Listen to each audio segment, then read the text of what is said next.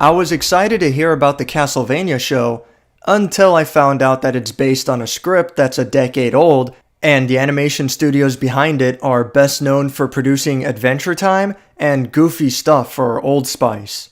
Not that there's necessarily anything wrong with that, but it's a hell of a jump to go from such a colorful, cartoony style to whipping a guy's eye out.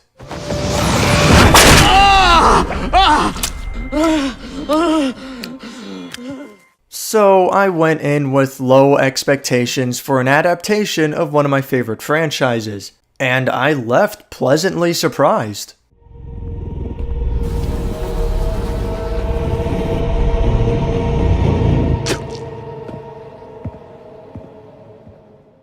The story follows Castlevania 3: Dracula's Curse, which is a pretty good spot in the Castlevania timeline. By this point, Dracula has been a vampire for a while, but his bloodlust for the destruction of mankind hasn't overtaken him. Yet.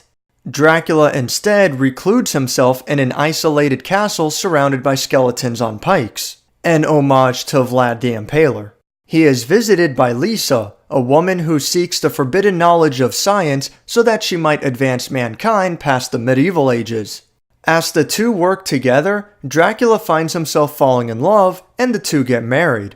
They won't live such short, scared lives if they have real medicine. They won't be superstitious if they learn how the world really works. Why should I do that? To make the world better. Start with me. And I'll start with you. I think I might like you.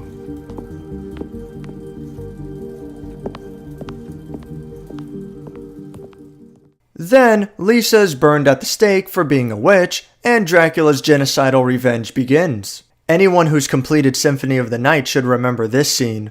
So now, Dracula has summoned a vast army of monsters and demons to wreak havoc, and it's up to Trevor Belmont to take him down.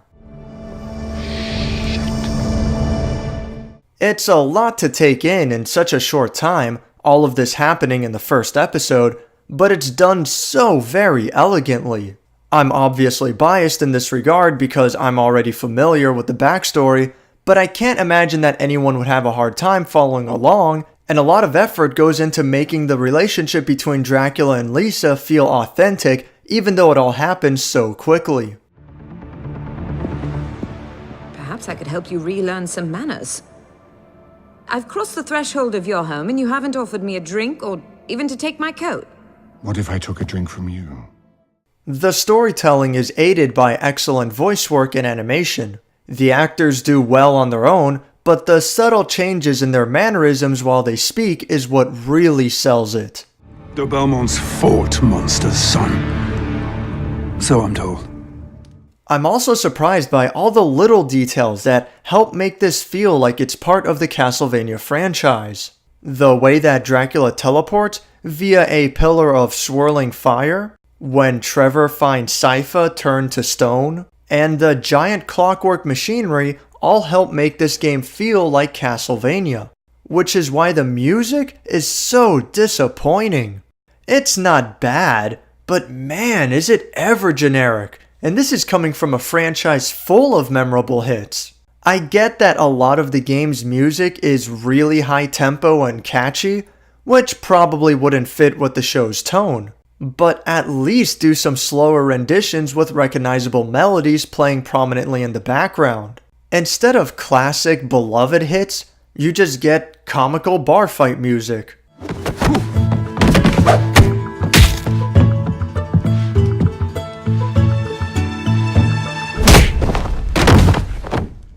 Or some mysterious synthesizer.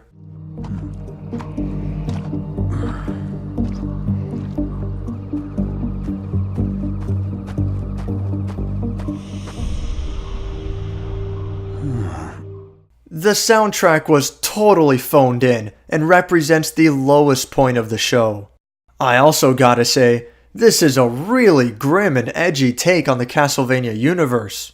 I know Castlevania has had some creepy monsters, like Grand Falloon or Headhunter, or hell, pretty much any final boss in the series, but the Netflix show still manages to step it up a notch.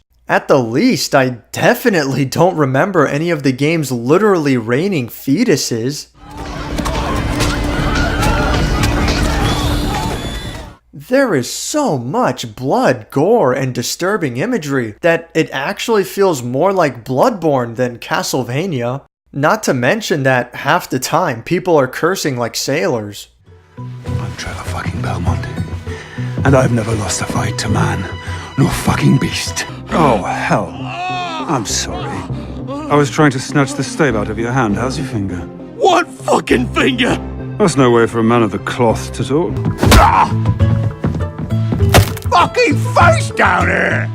I don't mean to say that this is a bad thing, because the show actually runs really well with its aesthetic, while remaining true to the source material. Just keep in mind that it is surprisingly violent. And sometimes Trevor acts like a brooding teenager. Belmont, it is not dying that frightens us.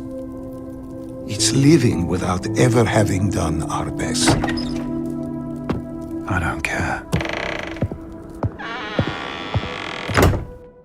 Despite being set up as a series, it actually feels a lot more like a movie. The obvious point being that the whole thing is only about an hour and a half, but it's more than just the length.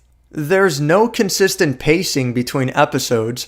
The first and fourth episodes have all the action towards the end, while the second episode is very front-heavy. The third episode is really awkward as it ends right in the middle of an action sequence. As a comparison, Fully Cooley is another very short television series, but each episode is much more self-contained while adhering to the overarching plot. With Castlevania, the overarching plot is all there is. The first episode stands on its own just fine, but the other three run back to back like they're part of one long episode. Since Netflix releases an entire season at once, the viewer has the opportunity to easily view all 4 episodes in sequence, which I highly recommend. But if I were watching this on TV, like 1 episode a week, then I'd be pretty annoyed. Castlevania's second season has already been announced as being double the length of the first season, so I'm interested in seeing if it ends up feeling like 2 movies, or 1 really long movie, or more like a traditional television show, one of more self-contained stories that help to serve a broader narrative. The animation looks really good for the most part, but it also has an ugly and low frame rate at times, especially during the final battle of the season. You'll know it when you see it. And Grand Dynasty is nowhere to be found, which is a major disappointment. But the other 3 heroes do a great job at rounding out the cast. I've been harping on Castlevania a lot in this review, but I honestly cannot emphasize enough that I absolutely love this show, and I could not ask for a better adaptation of the NES game. It's not a literal interpretation of the original source, but it's close enough while showing off some of its own surprises and fleshing out the characters in its own way. Aside from the music choices, it's almost perfect. I mean, it comes so close. A lot of the story focuses on Trevor, his inner turmoils, and his problems with society, which is fine considering that the season is so short, but I'm hoping that the second season gives a lot more screen time to the other characters. More than anything, this first season acts like a prolonged setup, kind of like a movie-length pilot episode, and it's a damn good one. I'm sure that Castlevania fans will love it, while newcomers might find themselves interested in checking out the original games. Either way, this is a great show for everyone. For God's sake. He says to me, I know your goat's in love with me. So you said, oh, bullshit. So I says how? And he says, well, she fucks me, don't she? And that's when you hit him. Right across the eyes with a shovel. And now, the man says, Thank you for watching my review on Castlevania. If you enjoyed this video, click the like button, and if you'd like to see more, subscribe. he was gonna go blind. Fucking a goat with mange? That would have been your fault too. I would have got him blamed for that too. But what am I supposed to do?